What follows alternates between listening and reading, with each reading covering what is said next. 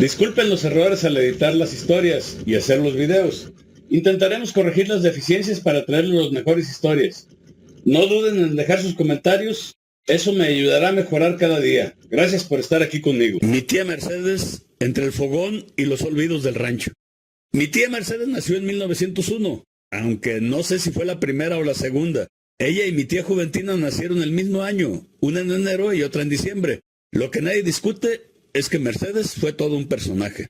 A eso de 1917, Vicente se la robó. No era raro en esa época, si un hombre no podía convencer al padre de una muchacha, o si simplemente no quería pagar los gastos de la boda, se la llevaba sin más. Dicen que usó la misma estrategia que Tacho había usado con Maura unos 18 años antes. Esperó a que Mercedes saliera al pozo del agua, y ahí la subió a la montura, se la llevó a todo galope. Algunos decían que Mercedes iba llorando, otros que se reía. En el rancho nunca faltan versiones. La unión no duró mucho. De ese rapto nació un niño, Vicente Jr., pero lo demás fue puro pleito. Vicente tenía la mecha corta y los puños largos. Decían que era hombre de poco hablar y mucho pegar. Mercedes, que tampoco era de las que se dejaban, aguantó hasta donde pudo, y un día, así como llegó Vicente a la historia, se fue. Alguien lo desvivió. Nunca se supo bien quién fue. En esos tiempos la justicia era más oral que escrita. Solo se supo que lo hallaron tirado cerca del estanquillo con la cabeza abierta y sin testigos. Nadie preguntó mucho, nadie lloró. En el rancho hubo silencio y alguno que otro suspiro de alivio. Mi abuela dijo una vez que el problema con los hombres como Vicente no era que murieran, sino que duraran tanto. Pasó un tiempo y Mercedes, ya viuda y más joven de lo que se imaginaría una mujer que ha enterrado marido, estaba en el campo. No sé si andaba carreando leña, sembrando maíz o simplemente chismeando bajo la sombra, pero estaba ahí con sus cuñadas, las hermanas de Vicente, cuando apareció un hombre que nadie esperaba, José Ceballos. Ceballos era uno de esos tipos que no pedían permiso ni se anunciaban. Se acercó sin apuro, sombrero ladeado, camisa abierta, pistola a la cintura. Nadie supo de qué habló con Mercedes. Algunos decían que le preguntó si conocía el camino al ojo de agua, otros juraban que le recitó unos versos aprendidos quién sabe dónde. El caso es que Mercedes se quedó conversando con él un buen rato, bajito, casi en secreto, mientras las otras fingían que no escuchaban, pero no perdían una palabra.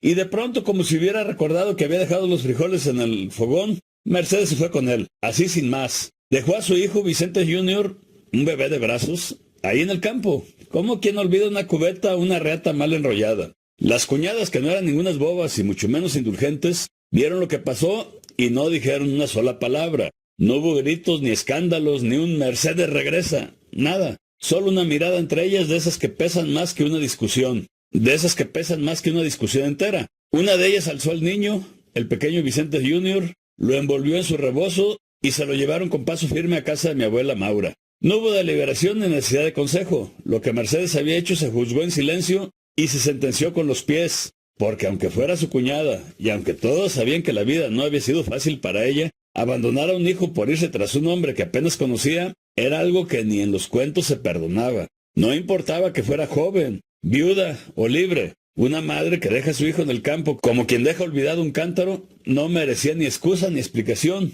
ni beneficio de la duda. Para ellas ese niño ya no tenía madre, al menos por el momento. Y si había alguien que podía hacerse cargo, pues esa era Maura, su abuela, que ya había pasado por tormentas peores. Y así fue como comenzó otra de las tantas vueltas en la vida de mi tía Mercedes, porque si algo tenía esta mujer, era una habilidad casi mágica para girar el rumbo de su destino sin mirar atrás. Hoy la veías cuidando a su hijo en el patio, desgranando maíz como cualquier madre del rancho, y mañana ya no estaba. Ya iba rumbo a otra historia, otra casa, otro nombre en la boca. Mercedes era así, de decisiones firmes, casi testarudas, de impulsos repentinos, a veces suicidas, y de convicciones que no pedían permiso, ni daba explicación. No era de las que hacían planes, pero tampoco de las que se arrepentían. Tenía una brújula propia, aunque nadie supiera hacia dónde apuntaba. Y vivió como quiso, lo pagó, claro, con el juicio de su madre, la indignación de sus hermanos, el repudio de sus cuñadas y el silencio largo del pueblo. Pero también con momentos de libertad que pocas mujeres de su tiempo se permitieron. No sé si fue valiente, inconsciente o simplemente cansada de pedirle permiso al mundo para respirar a su modo. Es cierto que mi tía Mercedes no fue una mujer común, y por eso su historia todavía da vueltas por las cocinas y corredores de la familia, con esos vientos que sacuden las ventanas sin que nadie los vea venir. La recuerdan con enojo y con ternura, con carcajadas a veces y con un poco de escándalo siempre, porque Mercedes vivió muchas vidas dentro de una sola y todas a su manera. Poco después, Mercedes mandó recado. ¿Cómo lo hizo? Pues quién sabe. En aquellos tiempos no había teléfono y mucho menos celular. Y tampoco se usaban cartas entre gente que vivía a unos cuantos kilómetros de brecha. Así que seguramente el mensaje llegó por boca de alguien, un arriero, un vecino, un niño demandado, de esos que llevan noticias en forma de susurro. El recado decía que José Ceballos la había secuestrado, que ella no se había ido por gusto, que por eso dejó a su hijo en el campo, como diciendo, ¿ustedes creen que yo, madre, me iría sin él si no fuera obligada? Un mensaje breve, pero lo suficientemente cargado de culpa, de drama y de urgencia, como para que mi abuela Maura lo tomara en serio, o al menos quisiera creerlo. Y entonces, como en las buenas novelas rurales, mi abuela volvió a llamar a sus hermanos, esos mismos tíos que ya habían rescatado a otras mujeres raptadas, incluyendo, pues, a la misma Maura, en su juventud. Eran hombres de pocas palabras y muchos actos. Con machete al cinto y sin perder tiempo, se fueron directos a la casa de Ceballos. Y en ese rancho ajeno la encontraron viva, sana, peinada y sin señales visibles de secuestro. Estaba sentada como si nada, o tal vez preparando tortillas, tal vez riéndose con alguien, pero apenas vio a sus tíos entrar, se le aguaron los ojos, se le hizo un nudo la cara y se soltó llorando con un dramatismo digno de radionovela. Tío, llévenme, dijo, o al menos eso dicen que dijo. Uno de ellos, el tío Matías, sin preguntar más, la cargó al hombro, así como si cargara un costal de maíz, la subió y se la echó encima para poder cruzar un río que separaba los caminos. No puso resistencia, ni una queja. Iba callada, colgada de su propio rescate. Todo muy novelesco, muy de leyenda oral, muy de esas historias que cuentan con el café caliente y las luces apagadas. Pero el drama no terminó ahí, ni mucho menos. Porque en la historia de mi tía Mercedes, cuando uno pensaba que ya había visto, el giro final siempre vio otro más. Apenas la trajeron de vuelta a Palo Verde, envuelta en llanto, cruzando el río cargada por su tío Matías, rodeada del murmullo reprobatorio de sus parientes, volvió a tomar las riendas de su maternidad. Se hizo cargo del pequeño Vicente Jr. como si nada hubiera pasado, lo cargaba, lo acunaba, lo paseaba en brazos por el patio y hasta parecía que había retomado el curso correcto de su vida. Pero fue una calma breve, muy breve, porque bastó que José Ceballos se presentara en el rancho, sin prisas, sin disculpas, con esa cara dura que solo tienen los hombres que saben que todavía tienen poder sobre alguien, para que Mercedes lo viera, escuchara no se sabe qué palabra, y se fuera con él sin decir agua va. No hubo llanto esta vez ni explicaciones, ni siquiera cargó al niño. Mi abuela Maura, al ver lo ocurrido, entró en cólera, y cuando mi abuela se enojaba no era cosa ligera. Llamó de inmediato a las hermanas de Vicente y con una frialdad quirúrgica les dijo, encárguense del niño y no dejen que esa perra los vuelva a ver. Y así, tal cual, sin matices, perra. Y no se trataba solo de coraje, sino de algo más hondo. La decepción amarga de una madre que ya no sabía si llorar por su hija o escupir su nombre. Mi tío Matías, el mismo que la había cargado con tanto cuidado por el río, no se quedó callado. Todavía con las botas húmedas soltó seco. Si hubiera sabido lo que iba a hacer, la dejo caer al río y me ahorro la fatiga. Fue una frase que quedó en el aire, como un eco seco en la cocina de adobe. Nadie le respondió porque nadie supo si lo decía en serio o si le dolía más de lo que mostraba. Pero el silencio que siguió pesó como plomo. A partir de ahí mi tía Mercedes quedó oficialmente apartada de la familia. No hubo una asamblea ni un exilio declarado, pero en el rancho las decisiones verdaderas no se tomaban con palabras, sino con gestos, con silencios, con puertas que ya no se abrían y con miradas que pasaban de largo. Fue borrada no con rencor inmediato, sino con esa mezcla de vergüenza y resignación que solo se reserva para los parientes que hacen lo que no se hace. Nadie mencionaba su nombre a la hora de comer, ni se preguntaba por ella. Era como si su existencia hubiera sido metida en una caja, envuelta con deshonra y guardada en lo más profundo del ropero familiar. Mientras tanto, Vicente Jr. creció con sus tías, las hermanas de Vicente padre, que asumieron la crianza con firmeza y orgullo, lo cuidaban con esmero, lo alimentaron, lo vistieron, lo llevaron al templo los domingos, lo arropaban cuando se enfermaba, pero también le recordaron, aunque nunca en voz alta, que su madre había fallado. Lo amaron, sí, pero con una especie de celo vigilante, como quien cuida una planta que ya ha sido mal sembrada, temiendo que brote torcida. Cada gesto de cariño llevaba también una advertencia tácita, una corrección, un deber, porque para ellos ese niño era sangre de su sangre, pero también heredero del desorden, hijo de una mujer que había elegido mal y vuelto a elegir peor. Vicente Jr. creció con afecto, pero también con una carga que no le correspondía, la de ser recordatorio viviente de una vergüenza que nadie quería nombrar, y al mismo tiempo la oportunidad de hacer bien lo que su madre hizo mal. Queda pendiente un video sobre Vicente. Aquí quiero hacer un paréntesis.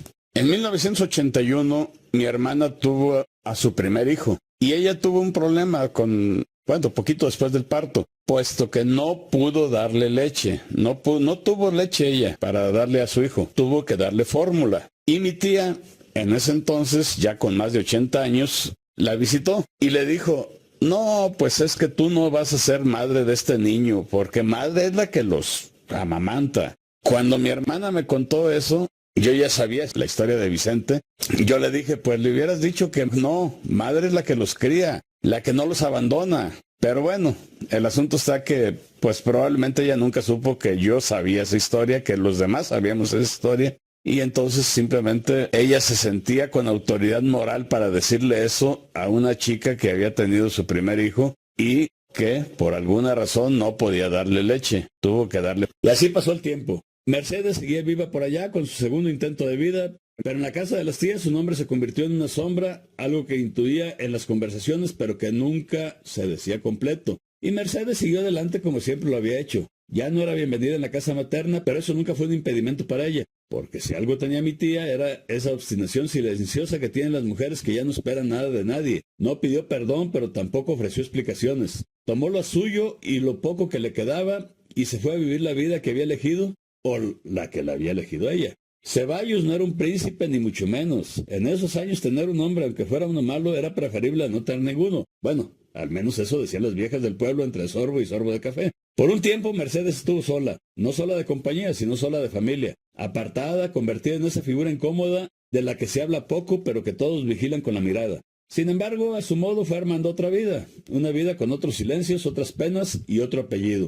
Con el paso del tiempo y quizás con un desgaste natural que deja la costumbre, la familia fue cediendo. No hubo una reconciliación formal ni lágrimas bajo la cruz del perdón, pero Mercedes fue reapareciendo en las reuniones, primero de lejos, luego en la cocina, al final otra vez en la mesa, como si nunca se hubiera ido. Los pecados se olvidan más fácil cuando hay tortillas calientes de por medio. Pero entonces Mercedes ya se había casado por la ley con José Ceballos, y el pueblo la volvió a llamar Doña Mercedes, aunque más de uno decía apretando los dientes, pues Vicente Jr. siguió creciendo con sus tías y nunca volvió a vivir con su madre. Esa distancia, aunque no declarada, se volvió norma. Mi padre, hermano de Mercedes, recordaba bien esa etapa. Decía que Ceballos era más parecido a Juan Charrasqueado que a un hombre de familia. Borracho, bravucón, jugador y con la voz siempre un poco más alta de lo que debía. Era de esos que entraban a la casa con el sombrero puesto y salían a dar las buenas noches. De esa unión nació Jaime Ceballos, que era casi de la edad de mi padre, aunque parecían de mundos distintos.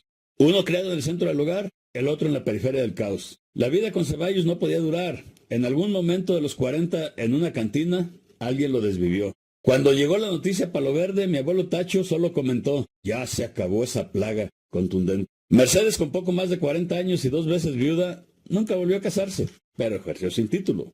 Jaime, su hijo, empezó a beber desde joven. Mi padre contaba con una fiesta del fin de las pizcas, mientras los adultos estaban borrachos y él y otros niños se escondieron en la troje con una botella, iban tomando traguitos entre muecas, pero cuando alguien quiso volver a tomar, pues ya no quedaba nada. Jaime se la había bebido completo. Orgullo de su padre, dijo mi papá. Jaime creció como el alma de la fiesta, siempre con un vaso en la mano, el tocadiscos a todo volumen y el caballo bailando con él. Decía haber sido amigo de José Alfredo Jiménez y hasta aseguraba haberle dicho la frase, con dinero y sin dinero, pero yo era niño y no le creí. Además de su vaso, siempre tenía un garrafón en el buró por si se le secaba la garganta. Pero Jaime merece su propio video. Mercedes no tenía filtro, nunca lo tuvo. Lo que pensaba lo decía, y si alguien se ofendía, pues se aguantaba. Según ella, más vale herida abierta que úlcera callada. Una vez, durante el velorio de Abel, el sobrino, al que digamos no todos querían mucho, la familia entera estaba repartida como ejército en campaña, alojando a la gente que venía de otros pueblos, dándoles de comer en casas distintas, haciendo café en casos prestados y sirviendo platos como si fuera boda, no funeral. Mi tía Mercedes, como buena anfitriona sin paciencia, estaba en su cocina echando tortillas al comal, con el delantal puesto y la lengua suelta. La mesa estaba llena, hombres, mujeres, dolientes de ocasión, y uno que otro curioso que venía más por el chisme que por el muerto, y allí sin previo aviso soltó la bomba, con voz clara y redonda sin voltear a ver a nadie, pues la mera verdad qué bueno que desvivieron a ver. El silencio fue inmediato, se oyó hasta como se apagaba una vela. Todos voltearon despacito a ver a Juana, la madre del difunto, que en la mente de todos se suponía que no estaba ahí, pero sí estaba sentada en un rincón, callada, con la taza de café entre las manos y escuchando todo. Y cuando se cruzaron las miradas, la de Mercedes tan campante y la de Juana hecha piedra, no hubo necesidad de decir más. Juana se levantó y salió de la casa sin despedirse, y duraron 10 años sin dirigirse la palabra. 10 años de saludos fríos, en bautizos, de ignorarse en bodas, de mirarse sin verse en la misa del domingo, y se reconciliaron como solo dos matriarcas pueden hacerlo, criticando juntas a otra mujer. Fue cuando otro hijo de Juana, Aristeo se llamaba, decidió casarse con una muchacha que había trabajado como sirvienta con mi tía Mercedes. El escándalo fue tal que Juana y Mercedes terminaron sentadas en la misma banca con café en mano, criticando la boda ajena con una sincronía que solo da la sangre y el rencor compartido. Mi madre, que las escuchaba de lejos, solo comentó: mira nomás, tanto tiempo peleadas y vinieron a reconciliarse por andar de víboras. Y por eso, pues ni que fueran de alcurnia. Porque en esa familia, como en muchas otras, la enemistad puede durar una década, pero el gusto de hablar mal de alguien une más que la sangre. Queda pendiente un video sobre Juana. Mi madre, muy morena, de piel tostada por el sol, ojos oscuros y cabello negro y crespo, como la noche en Palo Verde, no tuvo una vida fácil en la familia de mi padre. Venía de otro pueblo, de otra gente, de otra manera de ser. Y eso, aunque nunca se dijera en voz alta, aunque de vez en cuando sí lo hacían, siempre fue visto como una mancha, una intrusa, una grieta en el linaje. Porque en el rancho, la familia de mi padre era de blancos, de piel rosada, pecosa, ojos verdes y azules, algunos hasta pelirrojos como sacados de una novela irlandesa, pero con pistola al cinto. Y ese contexto mi madre siempre desentonó, no porque hiciera algo mal, sino simplemente por existir de otro color. Los comentarios pasivo-agresivos eran el pan de cada día. Ay, qué bien te quedó el arroz como para ser de otro pueblo. Oye, los niños te salieron con el gen de la abuela, ¿verdad? ¿Te bronceaste? ¿O así eres? Pequeñas frases con filo escondidas que no buscaban herir de muerte, pero sí dejar cicatriz. Entre otras muchas razones que uno no comprende de niño, pero recuerda de adulto, terminamos yéndonos del rancho. Pero hubo un día especial que dejó una marca. Una antigua novia de mi padre, de esas que aparecen cuando nadie las llama, pero todos las toleran por pura costumbre, fue a visitar a mi tía Mercedes. Entró como si aún perteneciera a la familia, se sentó en la cocina, pidió café, y al ver mi tía Mercedes a sus hijos, o sea, los hijos de la mujer esta, blanquitos, risueños, con el pelo castaño claro, soltó la frase que partió la sala en dos. Estos sí parecen hijos de mi hermano, no como los que tiene con la otra. La otra era mi madre, y lo dijo así, sin pudor ni pena, como quien comenta el clima. Y lo peor no fue la frase, lo peor fue que la mujer era amiga de mi madre, o al menos esa creía mi madre, porque bastó que se despidiera de Mercedes para ir directo a buscarla y contarle lo que había dicho su cuñada. Y sí, eso dice mucho el tipo de amiga que era, pero hay traiciones que duelen más por la boca que las pronuncia que por las palabras en sí. Mi madre no dijo nada ese día, no hizo escándalo, no rompió platos, pero al poco tiempo empacamos nuestras cosas y nos fuimos. A otro lugar, a otra vida, a otro silencio. Ah, y además estaba la famosa estufa, que en mi familia es casi una parábola. Desde que se casó mi madre, práctica como pocas y con una dignidad que no gritaba pero se notaba, le pidió a mi padre una estufa de gas. No por lujo, sino por comodidad, por higiene, por no tener que agacharse cada mañana a prender la hornilla con ocote y soplador. Aunque no era fácil en aquellos tiempos, mi padre cumplió. Le consiguió la estufa, el cilindro, y se encargaba de subirlo a la troca y llevarlo al pueblo vecino cada vez que se vaciaba. Fue la primera estufa de gas del rancho. Todo un acontecimiento. Fueron vecinas a verla como si fuera una virgen aparecida. Algunas hacían preguntas, otras murmuraban que eso ha de gastar mucho, y otras cuantas, la de ceja levantada, decían que no sabe igual la comida sin leña. Pero ahí estaba reluciente con sus quemadores nuevos y mi madre cocinando sin tiznarse los brazos. Poco después mi tía Mercedes también compró una estufa. No solo la estufa, también el cilindro, todo nuevecito, listo para estrenarse. La trajeron en camioneta, la colocaron junto a la hornilla y ahí se quedó, intacta. Pasaron los días, luego los meses y la estufa seguía sin estrenar. Se fue empolvando poquito a poco como quien envejece sin uso.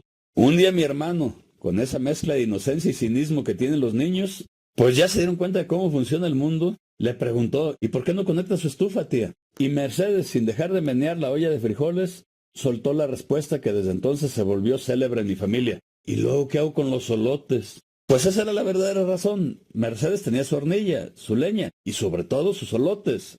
Los corazones secos de las mazorcas que para ellos eran oro molido. No se desperdiciaba nada. Los solotes eran combustible, medida del tiempo y símbolo de una generación que no tiraba ni el viento. Y así fue como la estufa, que bien pudo haber sido signo de progreso, se pudrió en un rincón sin haber encendido un solo fuego. La hornilla de leña siguió humeando todos los días hasta el último. Fiel compañera de Mercedes como si fuera parte de su carácter. Antigua, resistente y absolutamente indiferente a la modernidad.